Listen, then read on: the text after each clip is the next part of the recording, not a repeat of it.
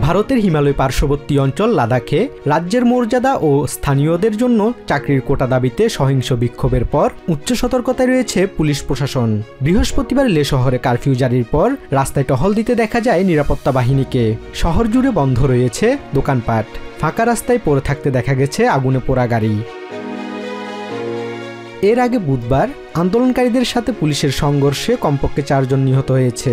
এ সময় বিক্ষোভকারীরা আগুন দিয়েছে ক্ষমতাসীন বিজেপির একটি পার্টি অফিস ও কয়েকটি প্রশাসনিক ভবনে। স্থানীয় বাসিন্দা পাল মোহিস্ট বলেন, শান্তিপূর্ণ আন্দোলন হঠাৎ করে সহিংস হয়ে উঠেছিল। এখানে একটি প্রতিবাদ হচ্ছিল, যা পরে বিশৃঙ্খলায় পরিণত হয়। মানুষ পাথর ছোড়া শুরু করে। লাদাখের মানুষ সরকারের কাছে তাদের দাবি আদায়ের জন্য অনশন ধর্মঘট করেছিল, কিন্তু সরকারের পক্ষ থেকে কেউ তাদের দেখতে আসেনি। এই কারণেই মানুষ ক্ষিপ্ত হয়ে উঠলে সহিংসতার ঘটনাগুলো ঘটে। বুধবার রাতে ভারতের স্বরাষ্ট্র মন্ত্রণালয় জানায়, পরিবেশবিদ ও আন্দোলনের নেতা সোনাম ওয়াংচুকের উস্কানিমূলক বক্তব্য থেকেই এই বিক্ষোভের সূত্রপাত। তিনি গত 10 সেপ্টেম্বর থেকে অনশন চালিয়ে যাচ্ছিলেন।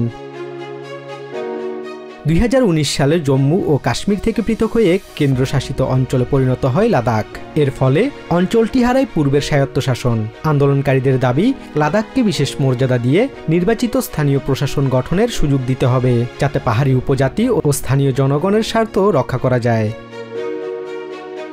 এই ইস্যুতে 2023 সাল থেকে লাদাখের নেতাদের সঙ্গে আলোচনা চালিয়ে যাচ্ছে স্বরাষ্ট্র মন্ত্রণালয়। পরবর্তী দফার বৈঠক আগামী 6 অক্টোবর নির্ধারিত হয়েছে।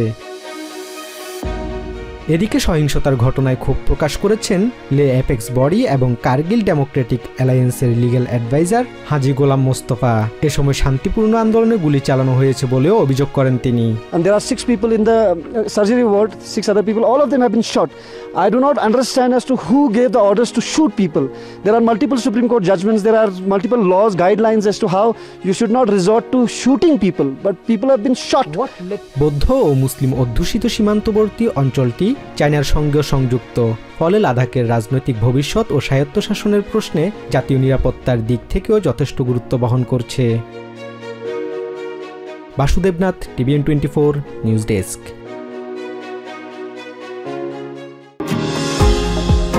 নিউ ইয়র্ক থেকে সম্প্রচারিত TVN 24 টেলিভিশন বিশ্বজুড়ে বাঙালির কণ্ঠস্বর।